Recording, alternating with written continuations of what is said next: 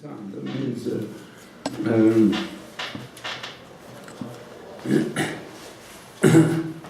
a long period between the beginning and the end.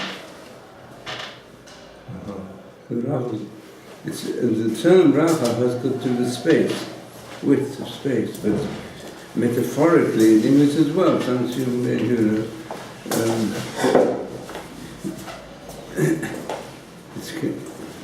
a person, you can say, I've got a space of time, in English also, from someone's using. They mean it's a reference to a long period. But what's the difference between Zman and Eid? So you go to the roots of the word. Eid is a moment. Ata, for example, means now, this moment. Ata. Eid and Ata are connected. Ayin Tet and Ayin Tet Hey. Ayin Tet Hey means now. So therefore, you can say that there is a question, even how would you define time? Is it a particle of time, one after the other, or is it a fluid? Yeah? Like in the quantum theory, energy. Is energy waves in an ether, as it's called, waves in an ether, or is energy made out of particles of energy? And the experiments show it's both. That's called the quantum theory. If you know physics of last century. That is, what is the basis of matter? It's energy. And what is energy? There are poles of energy. Little particles of energy. The nucleus, the electron, the particles of energy. Others say no, they're waves in an ether. An ether is a type of non-material matter, similar to air or similar to water, yeah? But it's not material, non-material. And energy are waves, energy waves. They're not particles. But there are other experiments that prove that energy is made of particles. And therefore the scientists say that it's both. Called quantum theory, although logically it can't be both. There's similarly also with time. There are many who define time in terms of particles, 1 second coming one after the other, and some say no, it's a fluid. So you can say this is 8 is a reference to this moment, the next moment, the next moment, moments. Ata means this moment, now. And Zaman is a fluid concept of time. It flows. According to the famous saying of that He'avar ayin, He'atid adayin, V'ohei lekerev ayin. Lezer says, past no longer exists, does it? The past is finished. And the future is not there yet. And the moment in between the two is like an eye wink. An eye wink. So why worry? It became Dagami that's the original statement. So Zman is a fluid concept. Because the Zamen also means to prepare. Hazmanah is a preparation. Like you could say, did you receive Hazmanah to the wedding, to the Bar Mitzvah? It's to prepare, preparation is Hazmanah. So there's a fluid concept of time. And 8 is, this is the famous riddle of the Greek philosophers. If there's a race between the the snail that goes very slow and Achilles, the biggest runner, who's going to win the race?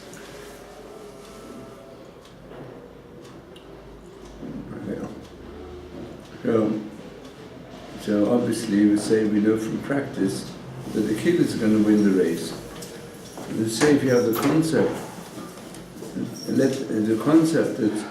that time is one moment after the other moment. So then if the snail starts ahead of the kiddies,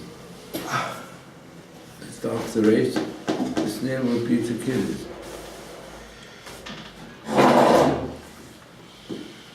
Zeno is called, Zeno, Greek philosopher, it's one of his riddles. That the snail is able to beat Achilles. How? Yeah. Any other questions? Yes. How? Yes? I do. Yes, please. Yesterday in the shir, I believe we spoke about predestination and destiny. That a person born, it's already decreed, lifespan, young or old, rich or poor, etc., children. So I'd like to know how free will affects predestination. If it's so determined that anyone will live to this time, what does it matter whether I choose, let's say broccoli, a health food, or eat a piece of cake, which it's going to happen either way. So what does it matter when I choose free will? Now, I'm going to answer this question at greater length, but I would like to fit it in with the next section of our text, because it's dealt with in part there, and I'll develop it further. So if you've got page 459, which I gave out yesterday, if you don't have it, take it now. Everyone got it? You've got the page from yesterday? And please, it's a good idea to keep it, you make your notes on it, and you'll be able to use it. You got a page? So we'll start on page 59, and if you could switch on here as well. So they might, they're supposed to be listeners, I'm not sure. Okay. She's on? Yeah.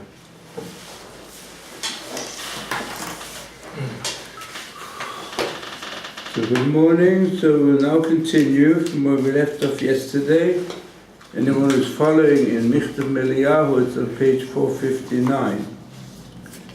And we're continuing with a description of the contrast between Yaakov and Esau. The title is Meramzim min Hashamayim. In life, one frequently receives hints from heaven. Divine providence goes not only to the world at large, but to each individual person, according to what Hashem feels can bring a person to a higher level. And this is hinted at, the concept of choice, its relationship to what Hashem predetermines, which is an age-old question, is hinted at in the struggle that took place between Yaakov and Esau. We've already described this to be a reference to the good and evil struggling within each person, and which is really basically the struggle of mankind, whether we will overcome the destructive instincts which exist in the race, or whether we will follow the constructive instinct for the good. So, when Rivka was expecting the children, it says, "Vayitrotzetzu avanim b'kirba." that the children, the sons, were struggling inside her, which the sages figuratively describe when she went past doors which opened to Torah. That means when people were studying the Torah, Yaakov ran inside the womb and tried to go out. And when she was passing the door to idolatrous temples, Esau, within the womb, struggled to go out. Obviously, this is not to be taken literally in any manner. But the concept is that even birth, before birth, this is struggle. So of course this is a rather difficult concept to understand. Obviously it's intended figuratively, but still, what's the idea behind it? That the character of these twins was already to some extent fixed before birth. We already discussed this is connected with the concept of the prenatal experience, which every human being goes through. So the question is, this is dependent upon freedom of choice. So, as it is described by the sages, that before a person is born, it's already decided by the angelic powers whether this person is going to be rich or poor, strong or weak, wise or foolish. But it's not decided whether it's going to be a Rasha or a Tzaddik, a saint or a sinner. And also, the Malachim, the angelic powers that influence the yet-to-be-born human being, so they cause the soul to promise, make a shavua, that even the whole world will try to influence this person to be a Rasha, a wicked one. But they say, you become a tzaddik. And also bring the verse from which the Gemara learns it. The verse which we say on Sunday morning from Tehillim, Asher lo nosa lo shov nafsho v'lo nishba lemirmo. There is a clean kasiv, nafshi nafsho, means the soul of man is also the soul power given by God. We refer to the neshama, the breath of God. It's a divine spark within each human being, and that divine spark commits a person. In other words,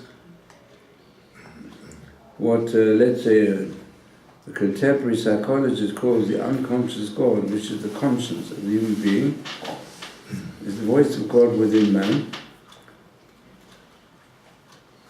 By the way, just to understand its importance today, that it says already in the words of the sages, that what did Amalek do?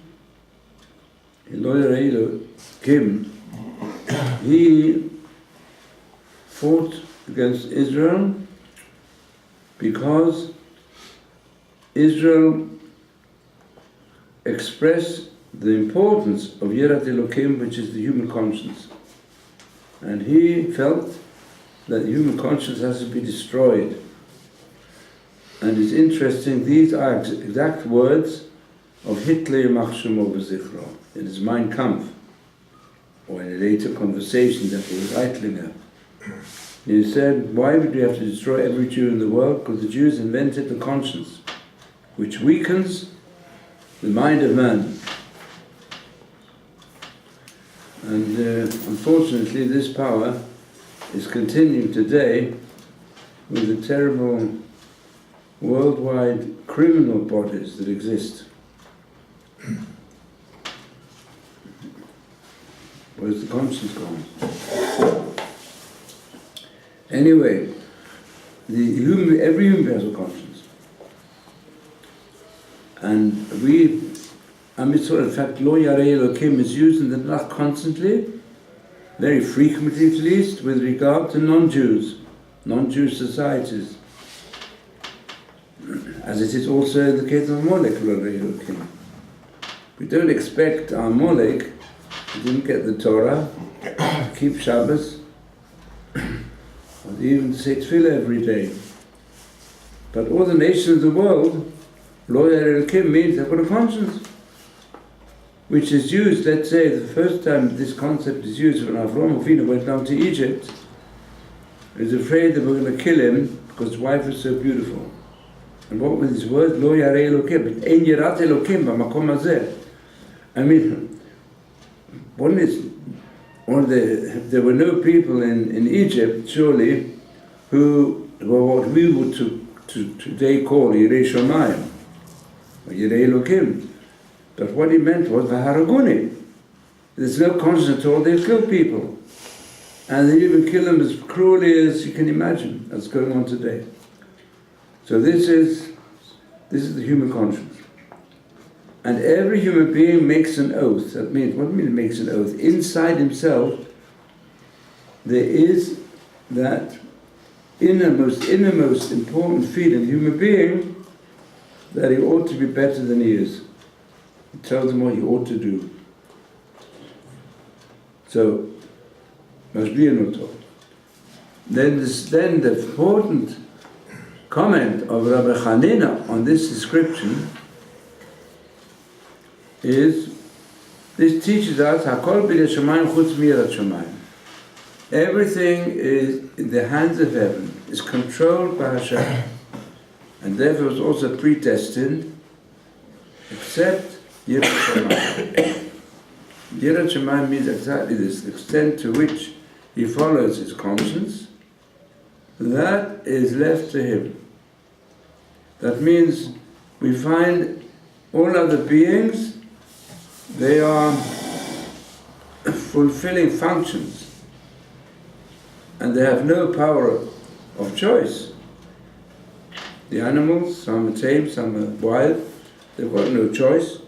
The human being has the choice. You see, he's got the choice to be the most destructive being on this globe, and he's got the choice to be the highest being on this globe, the most saintly. Thinks of the achievements of the great saints. It's unbelievable how far they can really transform their life to be godlike.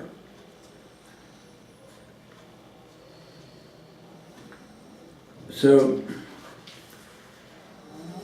first let's conclude this paragraph.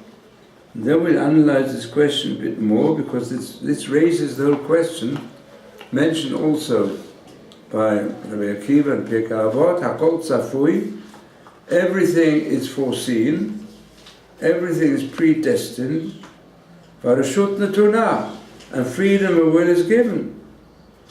And this is the age-old question. There's here a contradiction between human freedom and between the predetermination, and even not the determination of what will be, but the knowledge of what will be. How can you have pre-knowledge if each human being can choose to go in the path of sin or the path of virtue? But to link this up with this predestined situation of each baby when it's born, so this we explained already in the previous year, that it's a reference to the basic qualities of each human being's constitution. That is fixed from birth and can't really be changed. What can be changed is the point of freedom of choice. But that does not mean to say that the power of choosing is not predetermined. The power of choosing is predetermined. But the point at which the struggle takes place, good and evil, is not predetermined. The question is, to use this, we can say this parable of Yaakov and Esau already in the womb, having this struggle.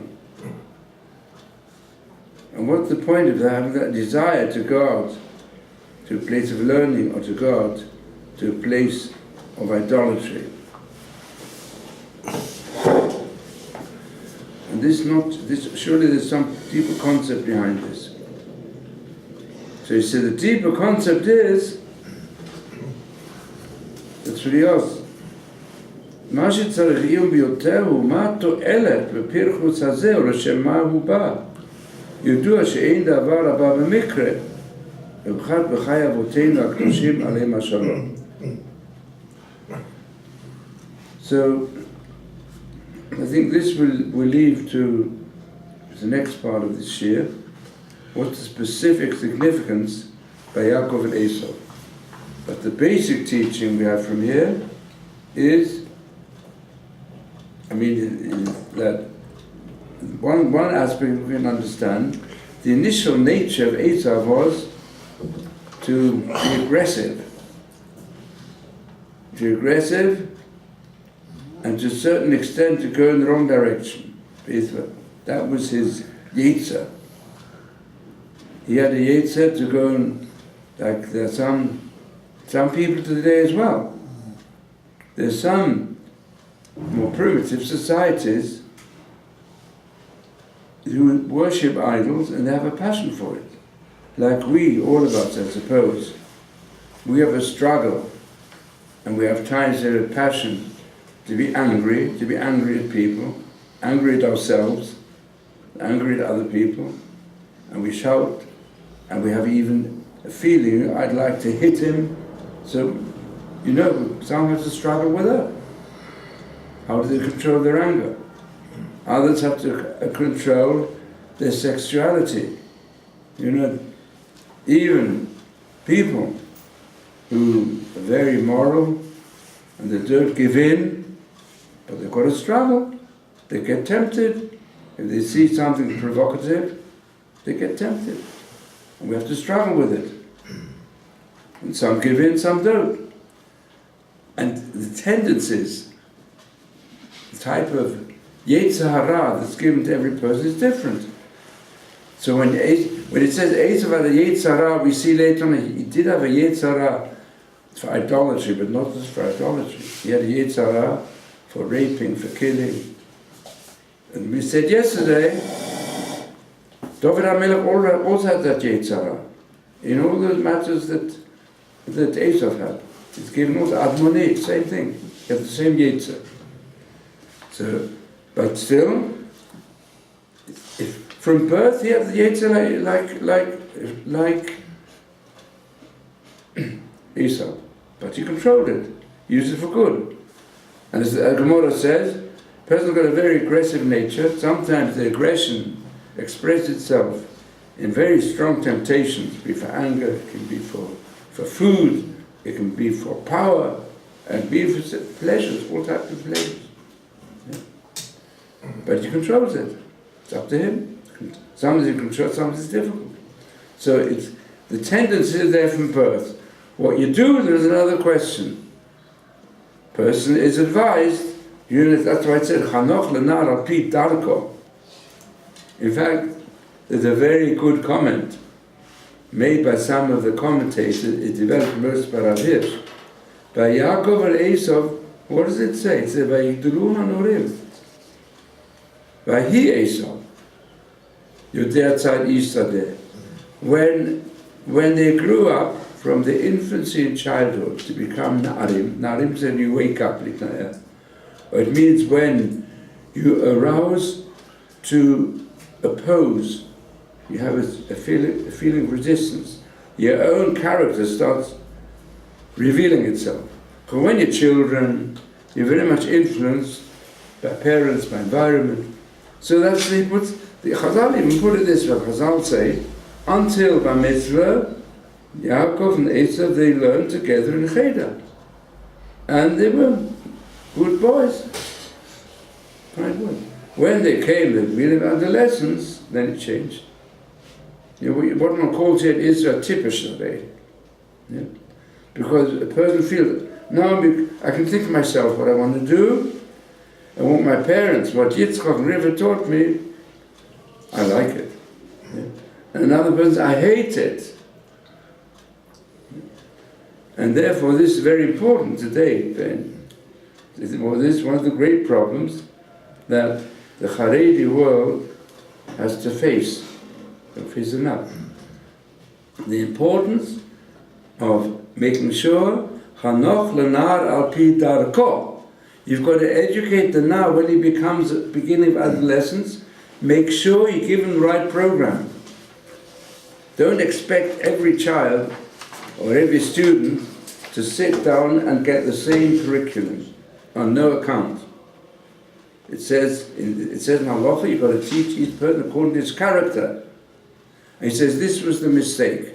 Apparent from Chazal. Yitzchak and Rivka, they should have recognized that Esav needs a different education to Yaakov. They're twins, correct? But even now, I know from my own grandchildren, there are twins where you can't tell the difference in one or the other. And with the twins, they always want to be together. And they're very like one another. Sometimes you get twins, one is the exact opposite of the other. It happens. You can't put them together. They look different. It happens. Yaakov and Esav, when they grew up, then Esav went to... So Yitzchak thought, but Yitzchak's idea was, in fact, he perhaps even understood Esav. He thought he understood Esav. That's why he said, okay, I'll channel Esav. Channel him in the right direction. Let him go hunting. Let him go hunting animals. Let him bring them for that's mitzvah. He'll bring the animals, and but he was a bit blinded because he always liked to look at the good side. He looked too much at. He was so much dedicated to Hashem and virtue. You couldn't see wrong in anybody else. That happens sometimes with parents also. They can't see wrong in their children. Because there's some parents like that, they can't see wrong in other people either. But for education, you have to see where something destructive enters. So therefore, Rivka knew more because she'd grown up in a house which is far removed from Torah. So she could more easily discover falsehoods. She's been exposed to falsehood, and she knew she had to keep to the truth. So this explains the Yaakov and Esav situation. So Hashem is Boruch, gives everyone a chance. A person got aggressive instincts, very good. Let him become a surgeon, or let him become a shoichet or a moyel. Give him some. So let's say children like that, I don't know, train them in Torah to become a shoichet. They like it. Give them something concrete to do. They'll become a mohel. And that'll be the outlet for their aggressive instincts. And the outlet is good for a good purpose. Let them become, for example, activists in chesed organizations. Then that lets out their... Let them be active in organizations, to be active with people and help them. There's so much help needed in different directions, physically. So this is how we have to train ourselves also to channel. That's Chavle. You've got to see what's the derech, what is the initial derech, the initial character of this child. You've got to put in the right direction. Okay, so now we come to the following question, more the philosophical question. So, the best answer, I mean there are many answers given, but I'm giving you the best, because the best answer is really given in the Rambam. The Rambam to Tshuva, you'll find there, in the 5th chapter, he speaks about freedom of will, and he says, every human being potentially has been given freedom of will to choose to be a saint like Moshe Rabbeinu or a sinner like Reuven ben Avot. And then discusses if we he proves it, but if we say people don't have freedom, then there is no meaning in giving commands or prohibitions. Because a person isn't free. You can't command a person, Hashem can't command a person to do virtue if the person is forced to do it by his nature, if there's no freedom. And then you can't explain reward or punishment. How can you punish a person if he let's say he steals when he's got a gun in his back? It says if you don't steal now you're going to be killed. Whatever type of force is used. So if Hashem is predetermined, you can't change it. It's not responsible. Human beings aren't responsible for what they do. And there's no, to put it in the words of masters of English, there's no such thing as good and evil. It is only thinking makes it so. You can't even use the term good and evil if there's no freedom. Just like you can't go and say that a person who's got a mania, a murderous mania, a real sick person, it's not his fault, he's born with a mania, he's born as a shoiter, and he's crippled in his mind, and then you've got to lock him up. And certainly don't punish him, but you've got to stop him doing evil things. And therefore, all things that are crimes are really sicknesses. And all of us do know, we feel that we've got freedom. So let's first look at it from the point of view not of natural determinism, which is a philosophical position, even used today by so many philosophers. They say human beings aren't free, and they've got no soul, and there's no such thing as good and evil. There's no such thing as divine punishment or reward. So human societies have to deal with crime on a purely medical level. Just another aspect of medicine, that's all. It's how to deal with criminals. And you can't accuse the criminal of having done anything morally wrong. It's just that society and families have brought him to this situation, just like it can happen with physical diseases. But physical disease that comes upon a person from birth, let's say, or from accidents of nature or acts of God, whatever you want to call them. There's a storm, and in the storm he's crippled. You can't blame the person for being crippled. So therefore, that's what we call natural determinism. Everything is determined by nature. And just like you can't blame a lion for wanting to eat human beings, and you can't give song of praise to the dove for being so timid and so kind, it is nature. No, there's good and evil, it's only thinking of it. Yeah. And if you take, by the way, I'll just tell you, that one of the greatest, or what's considered the greatest, of the secular philosophers of the school of thought known as logical positivism, which was the most secular philosophy in recent times, logical positivism, which says that there's no such thing What is good and evil? The only things that really exist are that which you know through sense perception and a logical faculty. And otherwise everything else is illusion. I'm quoting from their words. And that's a point of view still adopted by many people, many sociologists, many even psychologists, and certainly by many philosophers. Of course, he said all religion is illusion, and this person also, he denied the existence of the soul. No such thing as the soul doesn't exist. It's all an illusion. Otherwise, the behavior is human being is just how he behaves, and his behavior is not different than the behavior of rats.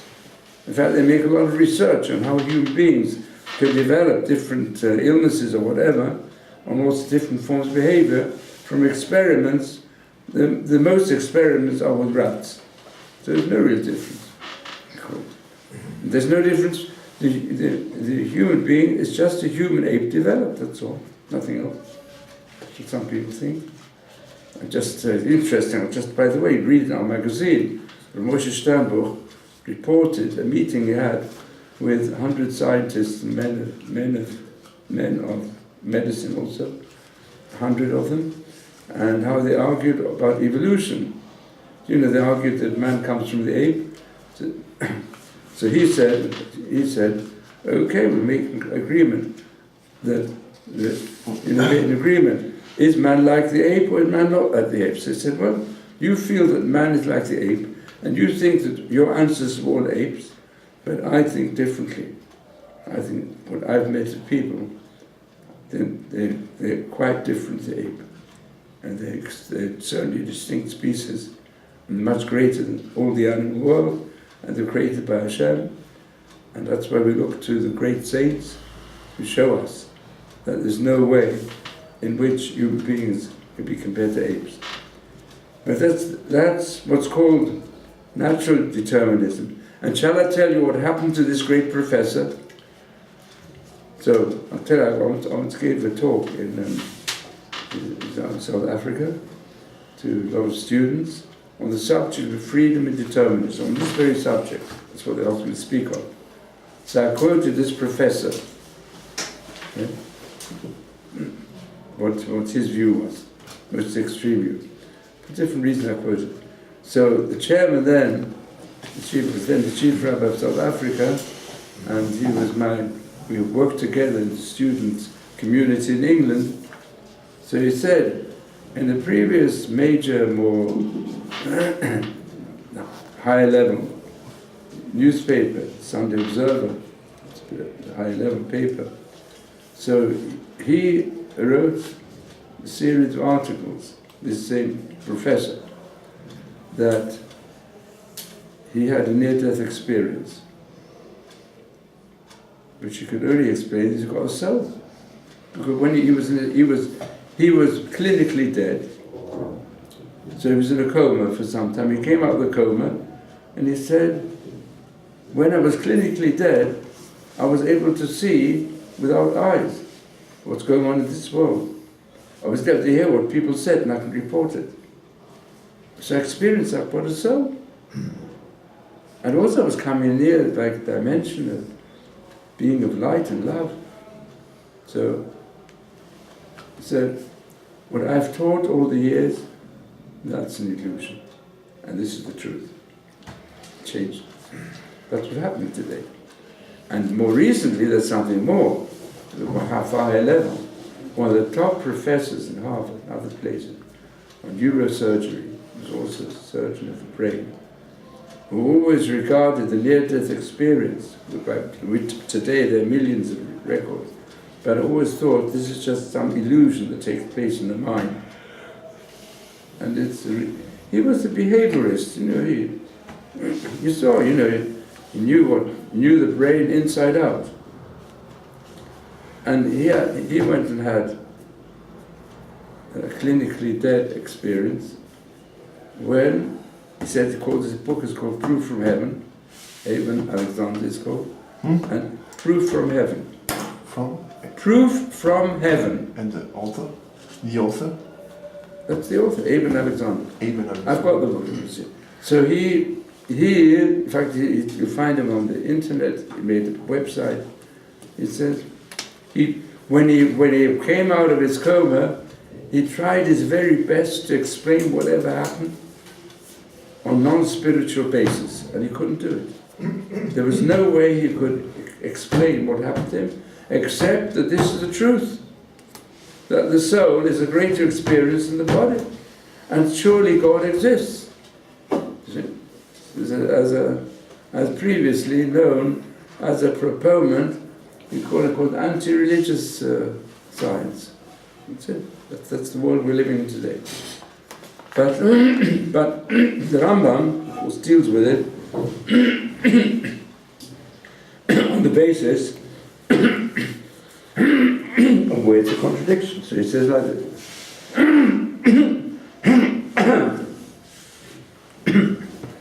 First of all, that Hashem should know which way each human being is going to choose his path, to be a saint or a sinner. You should know it beforehand.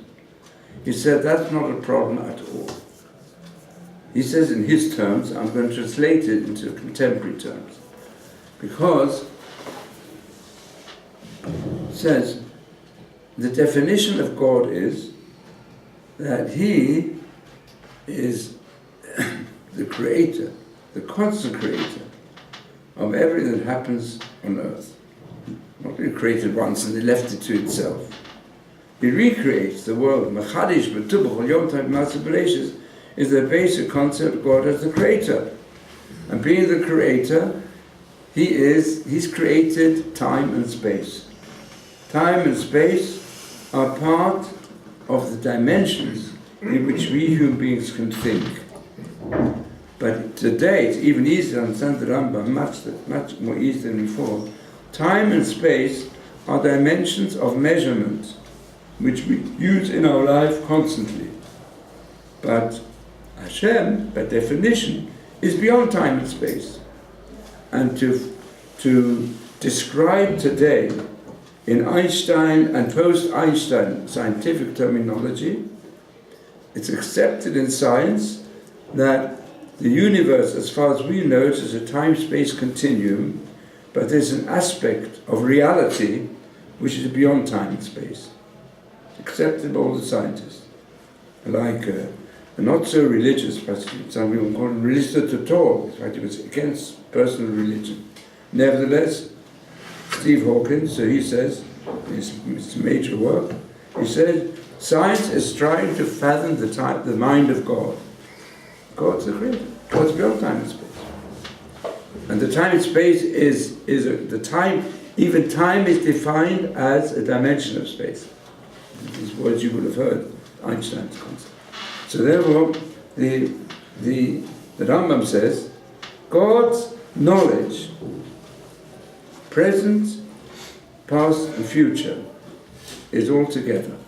While human knowledge we divide. We've got knowledge of the past, knowledge of the present, and we've only got a possible knowledge of what's going to happen. We don't know anything of the future. Certainly we don't know how a person's going to behave in the future, not clearly. But the human mind can break through the dimension of time and space. Because the human mind is a reflection of the mind of Hashem. So deep down in the human mind, where's the soul, the neshama, through the power of the neshama, and that's how you come in near-death experience, they can know they can know what's going on in America and New York at the same time. Because that's a dimension beyond space. But the soul is beyond space.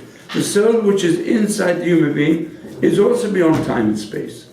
And therefore, there's an ability in dreams, when you delve into the subconscious, or if you do regression therapy, you can therefore delve into what happened in other times. Just like you can also, what's telepathy?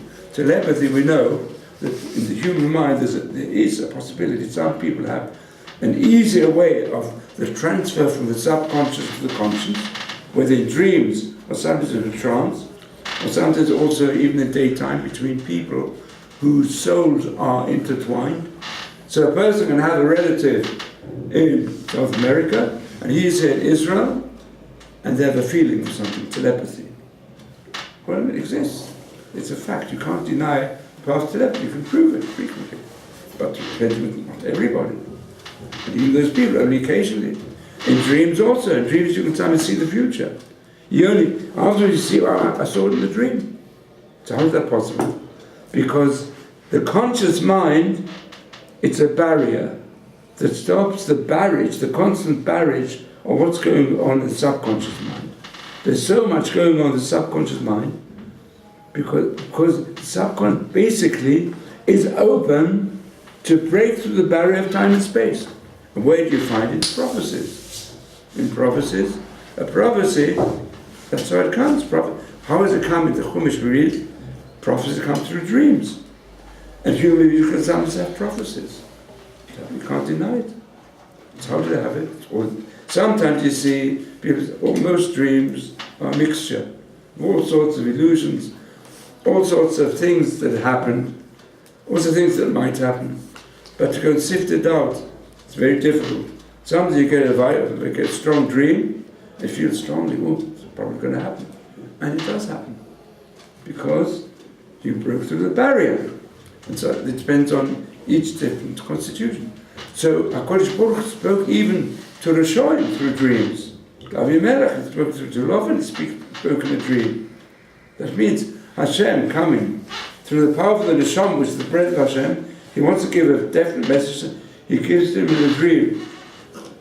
And real prophets, they see it even without a dream. So if a prophet can do it with the power of the soul, of course Hashem sees it all the time. Hashem's mind, is the mind of the universe. And when he's in the mind of the universe, he not only the big powers, every detail he knows. So therefore, what's the problem? He foresees the future. HaKol Tzofoi. Everything is foreseen. And then most things are robots and puppets, with Hashem holding it. But in the area of Yirat Shamayim, of being a saint or a sinner, in that area, you give him complete freedom. So this also, how do you define a saint or a sinner?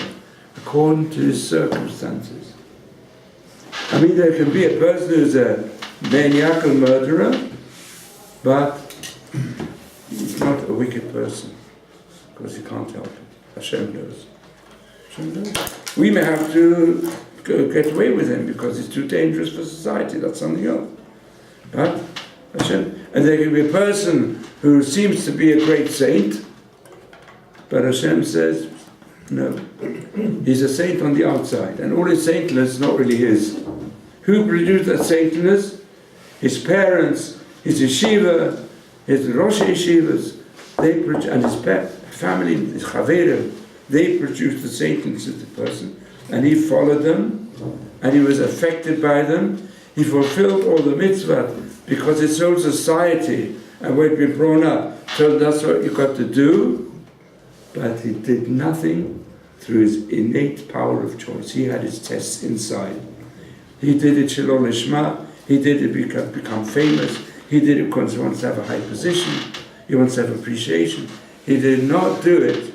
He never did a virtuous act in his life. And therefore he's upstairs. They say, Olam hafuch ra'iti. There are plenty, near-death experiences which are today widely publicized, but one of the earliest sources for them is in the Midrash and the Gemara. There are many that described what it was like above. And one of the great sages, he came back from his clinical death, and he said, the world is upside down there.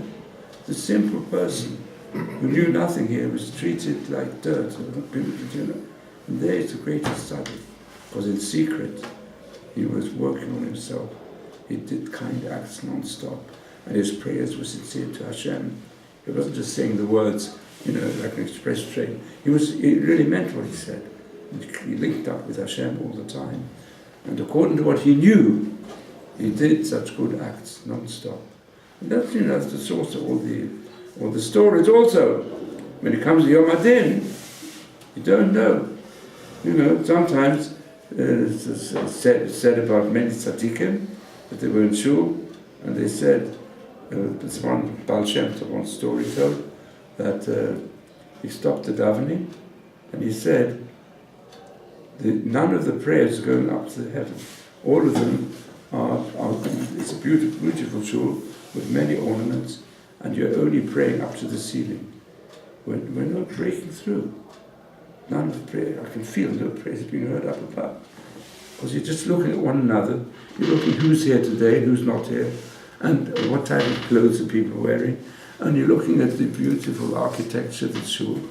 But it's not going up to Yerushalayim. You have to wait until there's somebody who can break it.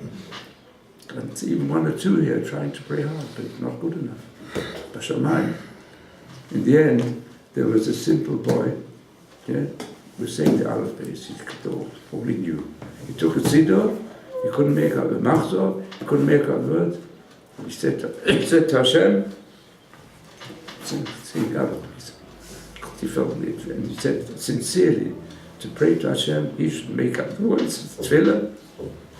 But it was so sincere, and it was going very, and so that prayer broke through. So in general, of course, we're talking wider terms.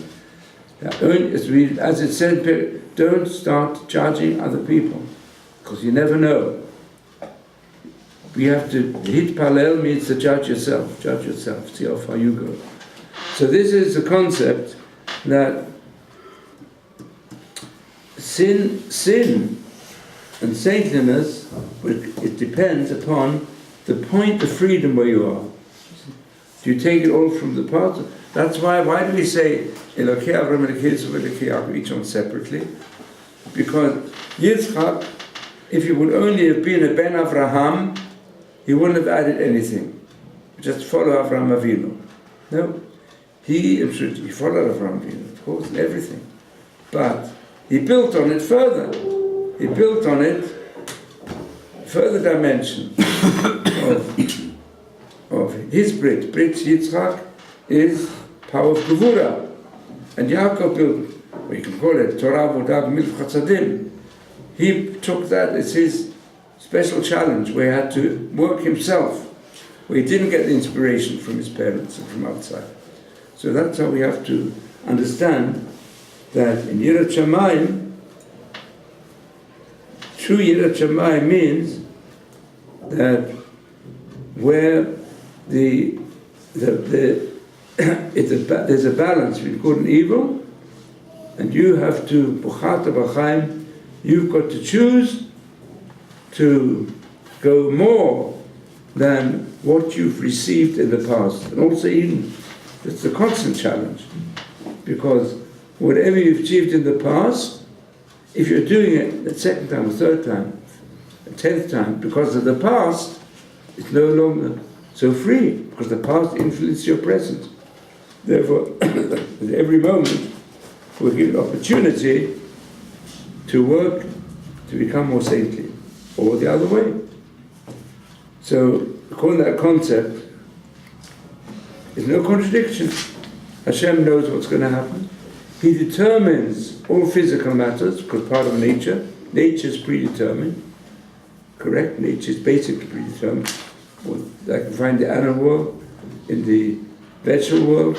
It's also the body of the human being, in many respects, is predetermined, how it's going to grow up, how his body's going to grow. But here also, there can be a person who can, says already in the Chumash, there can be a person who say, it's a commandment, a moral commandment, to preserve your body, and to look after your body. And a person not allowed to do anything dangerous to his health. And therefore, a person will say, okay, the Torah tells me that it's okay for me to eat what I like. And therefore, it doesn't matter how much I eat. Oh yes, it does. If you eat more than it's good for your health, which is against the Torah. A person will say, all the doctors say that every cigarette shortens life by a few minutes. But there was a time when people said, I need it for my mental health. Okay?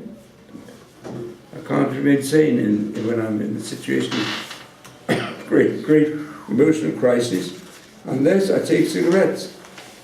So a person's got to make a judgment. Should perhaps take advice. what you should do from doctors to deal with this.